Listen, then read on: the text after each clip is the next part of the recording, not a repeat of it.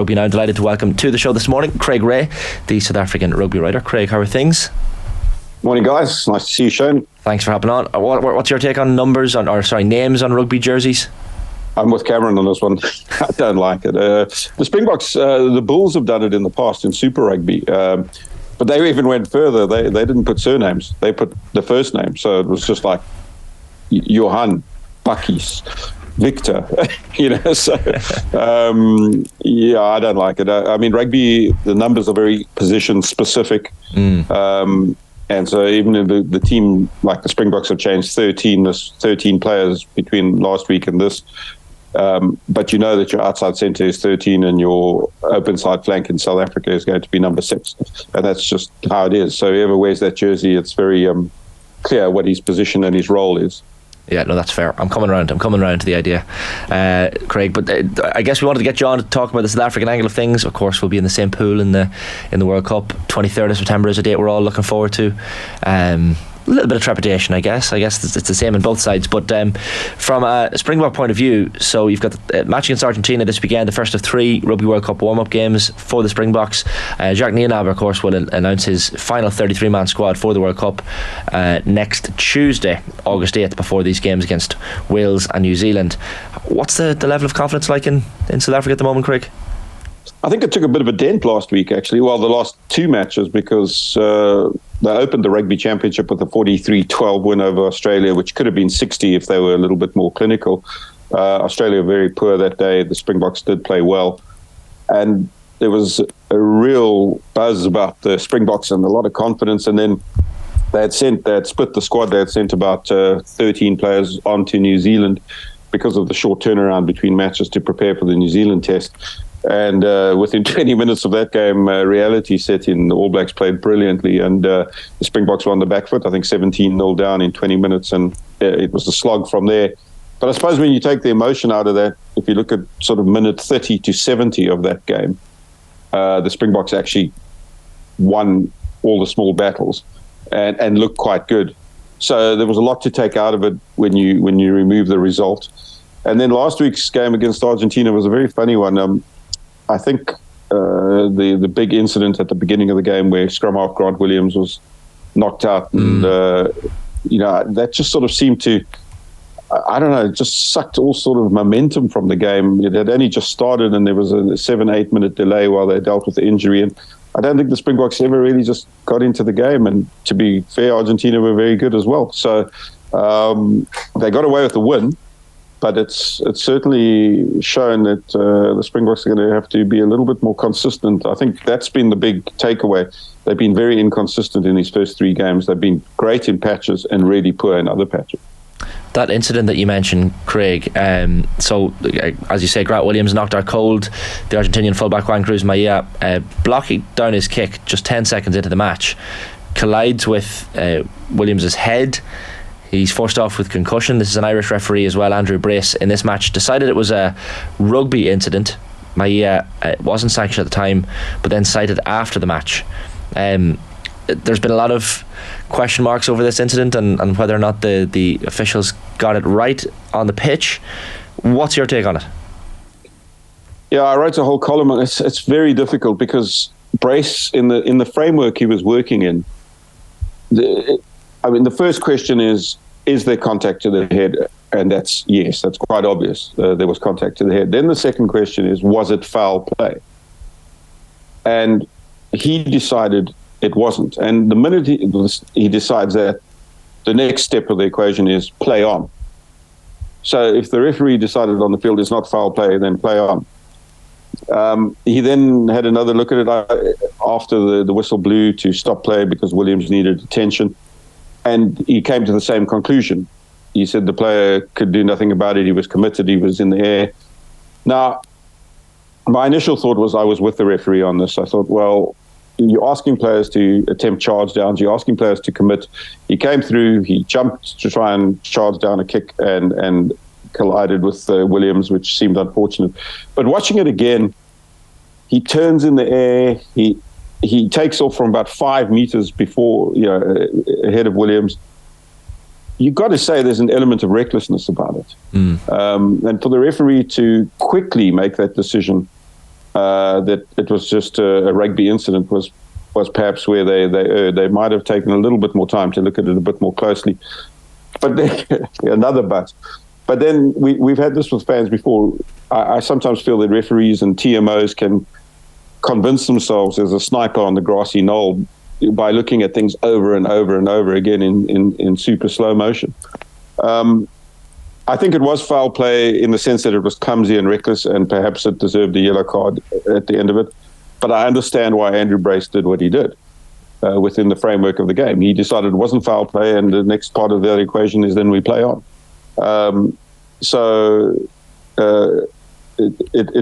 It's highly controversial.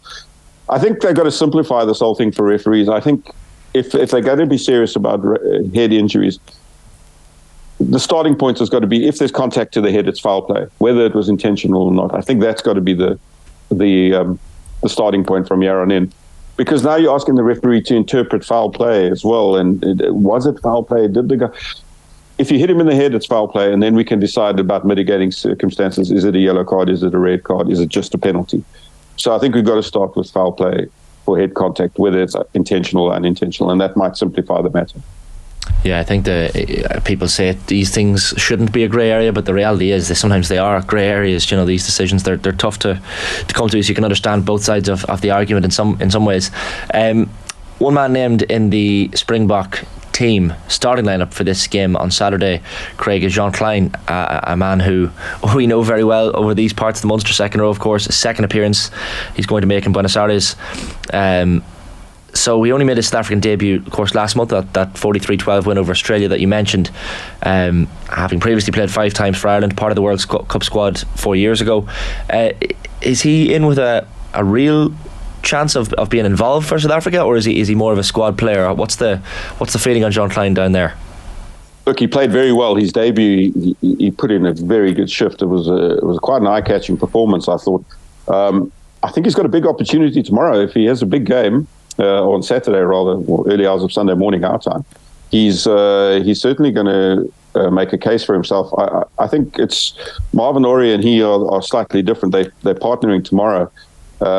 But the Springboks probably could do with another number 4 lock in the Ebenetsbeth mold in the squad, and Klein fits the bill. So I think another big performance, and he'll certainly be in consideration. But he is a late comer to the squad. The Springboks have pretty much used 43 players this year so far. They've had 43 players in the squad, and he hasn't been part of the squads for previous years. It's pretty much the same group they've taken through 2 or 3 years. So it would be a little surprise if he does make the final cut, but from a performance level, there's no reason why he shouldn't. Craig, I'm just wondering about this book, the Rassie Erasmus Stories of Life in Rugby, which is going to be, it's coming out 10 days before the tournament starts. It does appear that some little sort of tidbits are coming out of it already, which seem to be sort of quite revealing in some ways. The previous resignation threat in 2021. I'm sort of just curious generally, what's the response been to the timing of this release, and do people feel in any way this could be possibly unsettling, or is it just sort of typical of the character and people are sort of shrugging it off? Yeah, look, I haven't really dipped into the book much. I got a copy yesterday, so I've just had a brief glimpse at some of the things.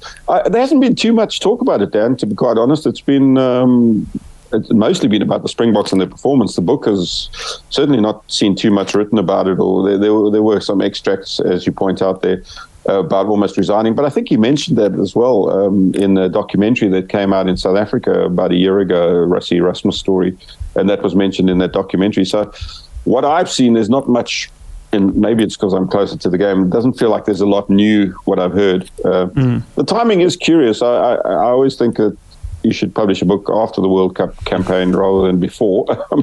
It's certain, just from a purely sales point of view, if you can get it out in time for Christmas, if you win the World Cup, it's you're going to make great sales. And if you don't win the World Cup, people want to know why you messed up. So I think the timing is a bit odd, though, to release a book in August. Either you go for Christmas or some sort of holiday season or Easter or something. It does seem a bit odd that it's come out at this point, but the publishers might need to answer that question.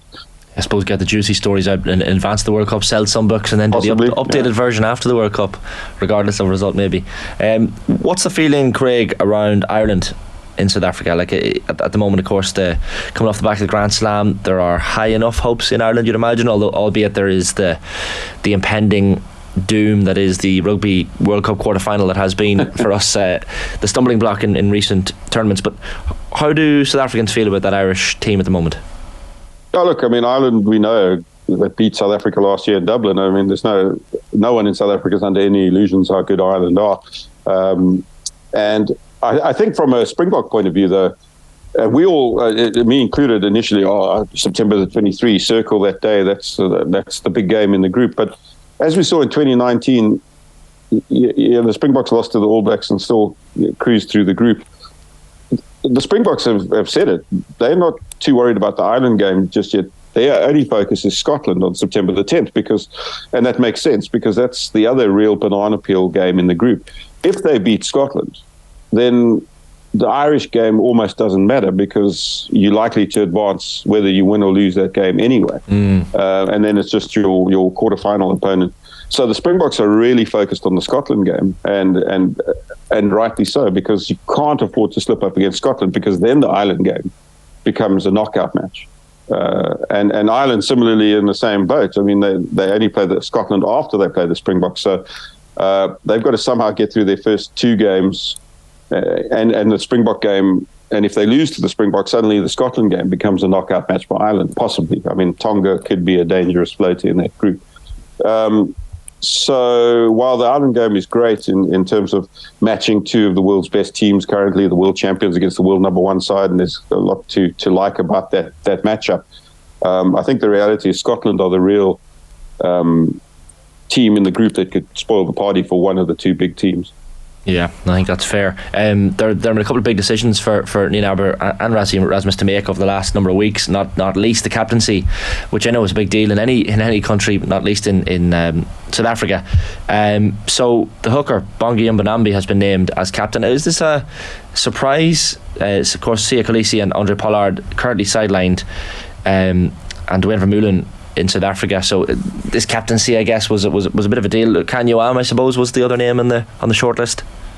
Yeah, I was a little surprised he got it over Lekanyuam because out of that group that went, they were probably the two obvious candidates for the job. Bongi Mbonambi is part of the leadership group and has been for the last 4 years. They have these little internal leadership groups, and he's one of the key leaders in the group. And when they're on the field, they play different roles. The captain will obviously do what the captain does, but within that, Mbonambi is usually what they like to term good cop. So he will speak to the referee about the picture the Springboks are presenting at scrum time, for instance. That's Mbonambi's role, even when he's not captain. So he has that kind of communication with the referee. So it's just a step up from that, that he's going to take on the role. And look, he's a fierce competitor. He's a guy who sort of plays with his heart on his sleeve, and he leads by example. So he fits the bill quite well as a leader that the other men would want to follow. And I think it's quite a nice recognition for a guy who's played more than 60 tests as well, and has been, as I said, in this leadership role to get some sort of formal recognition for it as well. Dwayne Vermeulen is the other name I mentioned, and it's kind of similar lines to Johnny Sexton. He had his final home game, Vermeulen, for South Africa recently, that test at Ellis Park against Argentina, his final match on South African soil. I know Schalk Burger has been out this week paying tribute to him. I'm sure it's an emotional one. The talk in South Africa, certainly that I'm reading, is that he's expected to go into coaching. Craig, is that the path, I guess, we're expecting to see him take? Yeah, I would imagine that would be the way he goes. Dwayne's quite a student of the game. He really likes the technical and tactical side of the game as well. So yeah, I can't see that he wouldn't go into that role. But I think he wants to play a little bit more rugby. At the start of the international season, his place in the World Cup squad I don't think was guaranteed. Jasper Wiese had clearly become the first choice number 8, and it just depends how they look at the makeup of the loose forward group. But it appears now after 2 very strong test matches, he's back in the mix, and I think he will go to the World Cup, and that will be his swan song. But I think he might still play some provincial rugby next year. But I think as far as test rugby goes, the World Cup will be it. And then he's already does handle a lot of sessions at provincial level, defensive work and line-out sessions. He sort of does a lot of that work anyway. So I think it'll just be a natural extension for him. Yeah, it's a big name to hang up the boots, and it's certainly, you mentioned leadership earlier. Like he adds a lot more than just the playing level as well, and that's probably why we're going to miss Johnny Sexton in some regards in this country, is that when there's a gap from the dressing room, and maybe there's not, maybe he joins the Springboks coaching setup. I know he's been rumoured to maybe join one of the other provincial teams over there as well, but I guess that gap, that vacuum in the dressing room is the important thing when someone like this leaves. Yeah, I think, as you all know, you can't buy experience. You can't just produce it. It has to be gathered and gained over years and decades even. So Sexton, Vermeulen, Pollard, you take these guys out of a dressing room, it does leave a void, and you just can't fill it. It just has to be an organic thing. It will be filled in time as more players develop those experience. But it's a big blow, and I guess what you're trying to do is make sure there's a lot of other experienced players in the dressing room. So when one of the big names drops out and goes off, there's quite a lot of people to take up the flack, as it were. I'm not asking you to do the scouting for us, Craig, but if you were setting up to play this South African team and you were trying to pinpoint a weakness or two, where at the moment would you say those are? I think it's two areas, and the All Blacks exposed it. South Africa, weirdly, their kicking game has gone to pieces in recent weeks. They then, I remember, you guys will know, a few years ago, everyone was criticising the Springboks for the box kick and the kick chase, but they were very good at it. But they seem to be highly inaccurate at the moment. When they are kicking, the kicks are too deep. They're not putting enough pressure with the kick chase. So that aspect of the game has fallen off. But I think the real weakness is the All Blacks showed it on defence under the high ball. The Springboks have been very shaky. The All Blacks kicking game was superb in Auckland a few weeks ago, and almost every kick they put up was contestable, and they won a lot of them. The All Blacks, they regained possession. So the Springboks are a bit shaky there. And then the defence out wide. It's not that Colby or Mapimpi or Orense can't tackle. It's the Springbok defensive system of pushing in from the outside in is highly effective when they're all connected and they're doing it with pace. But sometimes if the attacking side is brave enough, they can beat the rush on the outside. And Springboks have been exposed wide a few times, which means the scramble defence has to get across. Australia scored like that in the test in Pretoria. So those are probably two aspects. The defence, it's largely down to defence, and it's their wide defence and their defence under the high ball.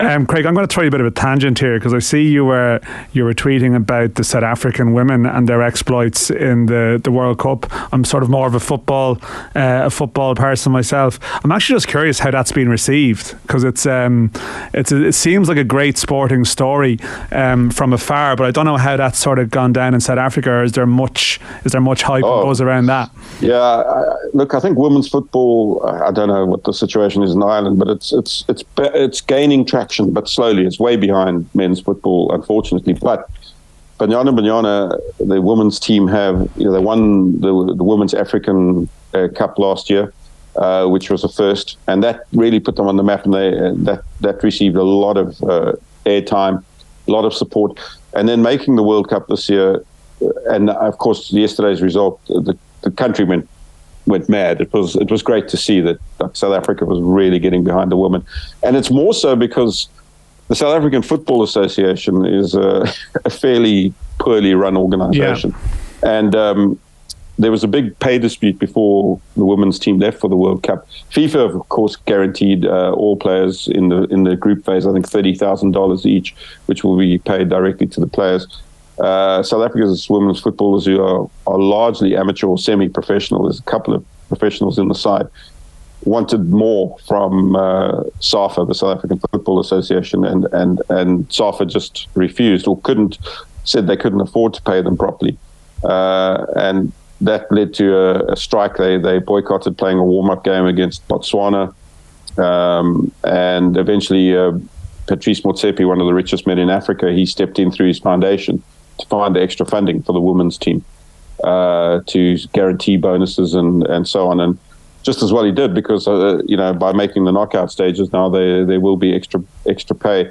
So I see on social media today, SAFA are taking a pounding from people saying, well, you guys should stump up the money and pay these players what they're worth. And let's be honest, they've gone further in the World Cup than the men's side ever did. They qualified for a World Cup, which the men's side has not done since 2002. I think it was 2010 we qualified as hosts. So the women's side is really performing well above what it should be performing at, and that's testament to their own skill and the coaching and their own commitment. Yeah, absolutely. We're going to follow that journey. First time, as you say, into the knockout stages. It's the Netherlands, so nice handy fixture for South Africa up next this Sunday in Sydney. We'll keep an eye on their story. Definitely one of the fairy tale stories of this Women's World Cup. Craig, thanks a million for hopping on this morning. Great stuff. Nice to see you, Shane. Nice to see you, Dan.